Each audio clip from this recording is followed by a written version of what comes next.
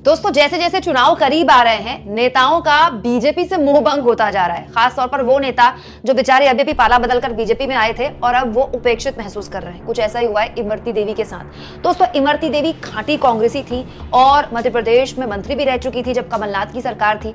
लेकिन ज्योतिरादित्य सिंधिया ने अपनी सरकार गिराई और कांग्रेस छोड़कर सिंधिया बीजेपी में शामिल हो गए। इमरती देवी सिंधिया के करीबियों में से रही हैं और वो भी सिंधिया के साथ बीजेपी में शामिल हुई थी। लेकिन बीजेपी में शामिल होने के बाद इमरती देवी का ऐसा बैड लक शुरू हुआ कि पूछिए मत। जो इमरती देवी मंत्री थी कमलनाथ की सरकार में, उसके बाद बैक टू बैक 2 चुनाव हार गई। पहले उपचुनाव हारी और उसके बाद पिछले साल जो विधानसभा का चुनाव था वो भी हार गई।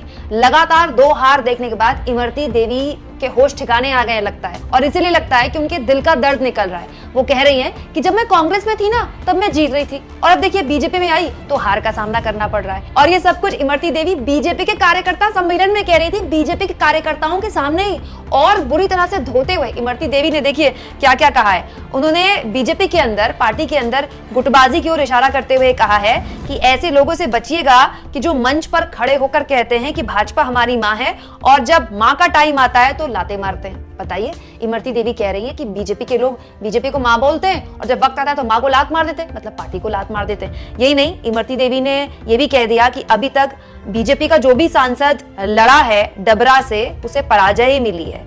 और ये कहते हुए वो लगातार आगे कह रही थी कि जब वो कांग्रेस में थी तो 62 हजार वोटों से जीतती थी, और भाजपा में जब से आई हूं तब से वो, मतलब उनको जीती नहीं मिली है, वो हारी रही हैं। हालांकि इमरती देवी ये कह रही थी कि वो बीजेपी के लिए वोट मांगेंगी, लेकिन उनके दिल की टीस भी निकल रही थी कि वो बीजेपी में आकर बीजेपी को वोट तो दिला देती हैं, लेकिन उनको जीत नहीं मिल पाती है। अब चुनाव से पहले इस बात के क्या मायने निकाले जाएं? कहीं ऐसा तो नहीं कि सिंधिया को टिकट मिल जाने के बाद इमरती देवी नाराज हो गई कि भाई जब सिंधिया को सांसदी का टिकट मिल सकता है तो इमरती देवी में क्या बुराई है? सांसदी का टिकट तो वो भी पा सकती हैं। तो क्या हुआ, 2 बार विधायकी का चुनाव हार गई हैं, क्या पता सांसदी का जीत जाएं?